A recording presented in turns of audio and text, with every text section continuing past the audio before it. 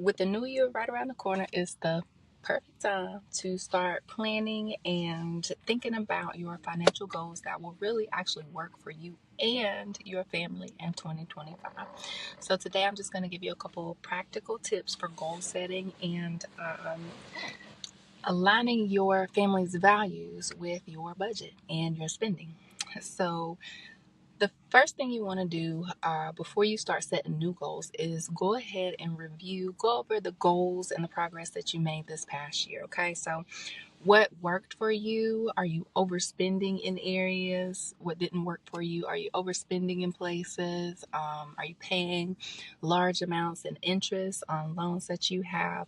Go ahead and review your old statements, credit card, debit card statements to see if you're having trouble with overspending. Go ahead and see where that problem might lie. Get the most recent 3 statements, grab you some different highlighters. And categorize your expenses into categories.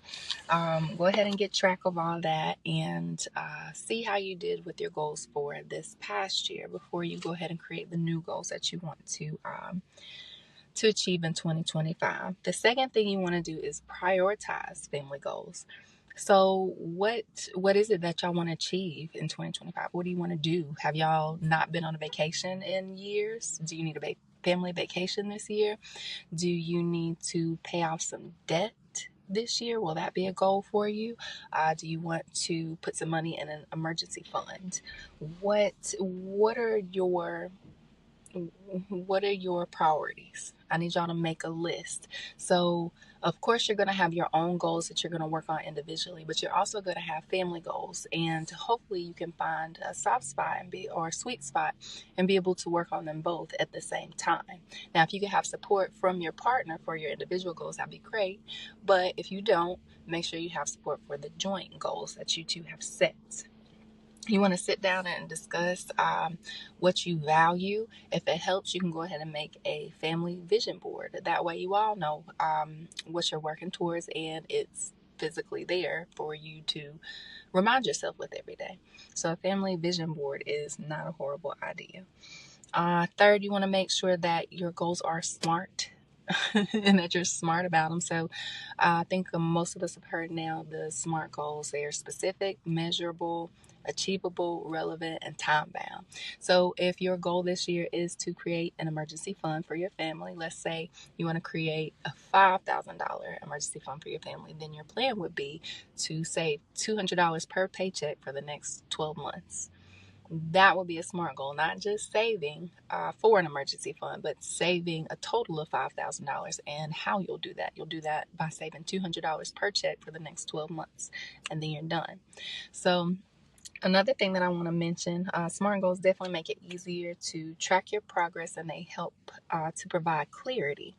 One of the biggest lessons that I've learned when it comes to goals is working backwards. That's personal goals, business goals. I mean, any type of goal. If I can figure out what I want in the end, what I want the outcome to be, and work backwards from there, so much easier. Just like that $5,000 I just told you. If you know you want 5, back it up, divide how many months you got, divide it by, how much you can actually get out of your paycheck to put in that emergency fund.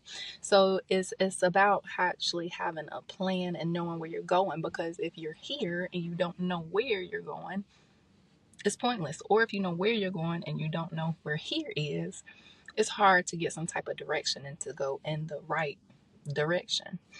So just make sure that you're setting SMART goals, not just any, random, just, you know what I mean. Let them be smart. So number 4, you want to break down your goals and work backwards. So they can feel overwhelming. I just mentioned this. Break it down and work backwards. Okay? You ain't got to look at that big number, that whole big old number, and say, I got 12 months to get here.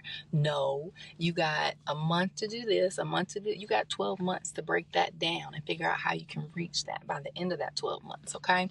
Don't just sit and wait. You can set monthly or weekly targets with your partner as far as like check-ins or reviews. It's also helpful if you're brand new to it and you're not quite sure how to be organized and how to keep it on paper, use a budgeting app. Use a budgeting app. Y'all log in. Everything is there front to back. So the next thing is going to be to anticipate challenges. All right. So intention is always going to be followed by distractions. Once you set your mind and you intend to do something, there's going to be distractions here and there. So be ready for those. Be ready for challenges. There's always going to be something unexpected in life. Something always going to come up. Y'all know life be lifing. So you want to have a buffer category if you can in your budget. So you might have your variable expenses, the things that cost different amounts each month. Then you have your fixed expenses, the things that cost the same each month. You might have a savings account that you want to send money to, and you also can have a buffer category, and that's just for unexpected expenses, so you don't eat into your emergency funds every time something happens. Okay, so the fifth thing is going to be to make sure that you celebrate the small wins. When you accomplish something, make sure you celebrate. I don't care if it's small or if you think, is it worthy of a celebration? Yes, it is. I'm not saying you got to go, fly out the country and spend 10 days celebrating, but celebrate, do something, reward yourself, reward your partner, your family for actually hitting those goals. So that's all I got today. I want to make it a real quick video. If you want, go ahead and leave a comment. Let me know what your top financial goal for 2025 is. As far as I've gotten, I think my top goal for 2025 is going to be to make an additional $2,500 a month.